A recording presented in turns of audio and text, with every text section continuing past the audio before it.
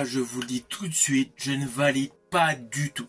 J'ai été voir le film La Guerre des Roses, version 2025, et j'ai été déçu. Je vous le dis franchement, j'ai été déçu.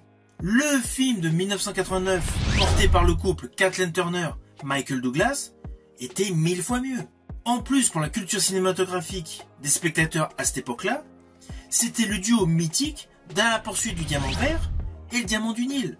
Donc en fait, il y avait une relation de couple qui paraissait beaucoup plus crédible dans cette comédie noire de Danny DeVito. Là, le remake, à part quelques textes qui ont été naturellement modernisés, que nous sommes totalement délocalisés par rapport au précédent film, cette nouvelle version n'apporte rien. Perso, je ne comprends absolument pas du tout pourquoi ils ont fait un remake de ce film La Guerre des Roses. Je n'en vois mais pas du tout l'intérêt. Si vous avez l'occasion de découvrir le film original, vous allez vous apercevoir tout simplement que ce film a beaucoup moins de mordant. Le film de 89 était une vraie comédie d'humour noir. Là, ce film, version 2025, est tout simplement une comédie. Alors oui, les deux interprètes principaux sont excellents. Mais bon, ce sont des acteurs de talent.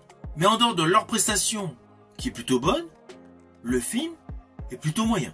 Autant vous pouvez prendre plaisir à revoir plusieurs fois le film de Danny DeVito de 89, ce film de 2025, une fois qu'on l'a vu, c'est bon quoi, voilà, on passe à autre chose.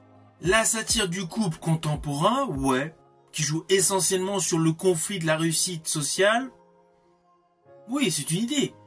Mais indéniablement, c'est 100 fois moins corrosif que le film de Danny DeVito. Naturellement, ce n'est pas du tout un film que je vous invite à découvrir. Je vous dis à bientôt pour une prochaine vidéo.